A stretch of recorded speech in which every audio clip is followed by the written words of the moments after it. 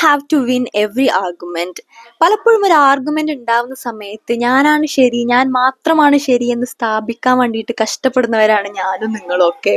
എന്നാൽ ഒരു ആർഗ്യുമെന്റ് ഇങ്ങനെ ഹീറ്റപ്പായി വരുന്ന സമയത്ത് അതിൽ നിന്ന് ഫസ്റ്റ് ആര് പിന്മാറുന്നോ അവർക്ക് റസൂൽ സല്ലല്ലാഹു അലൈഹി വസല്ലമ പ്രോമിസ് ചെയ്തത് സ്വർഗത്തിന്റെ താഴ്വരയിൽ ഒരു വീടാണ്. നമ്മുടെ ഭാഗത്ത് ന്യായം ഉണ്ടാവുന്ന ഒരു സമയത്ത്, നമ്മുടെ ഭാഗത്താണ് ശരിയെന്ന് തികഞ്ഞ ബോധം നമുക്ക് ഉണ്ടാവുന്ന ഒരു സമയത്ത് ഒരു ആർഗ്യുമെന്റിൽ നിന്നും ഗിവ് അപ്പ് ചെയ്യാന്ന് പറയുന്നത് ഭയങ്കര ഡിഫിക്കൽട്ട് ആയിട്ടുള്ള സംഭവമാണ്. നമ്മുടെ ഈഗോ ഒരിക്കലും ഒരു സംഭവം, നമുക്ക് ആളുകളെ കറക്റ്റ് ചെയ്യാം, ഏറ്റവും നല്ല രീതിയിൽ പറഞ്ഞ് മനസ്സിലാക്കാം. പക്ഷെ ഒരു ഷൗട്ടിങ്ങിലേക്കും അതൊരു ഹീറ്റഡ് അപ്പ് ആയിട്ടുള്ള ആർഗ്യുമെന്റിലേക്കും പോവാതിരിക്കുന്നതാണ് ഏറ്റവും നല്ലത്.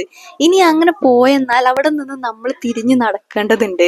ഇതൊരിക്കലും നമ്മുടെ വീക്ക്നെസ് അല്ല, ഇത് നമ്മുടെ സ്ട്രെങ്ത് ആണ്. ഒരു ആർഗ്യുമെന്റ് നടക്കുന്ന സമയത്ത് നമുക്ക് എടുക്കേണ്ടി വരുന്ന ബാറ്റിൽസ് രണ്ടാണ്.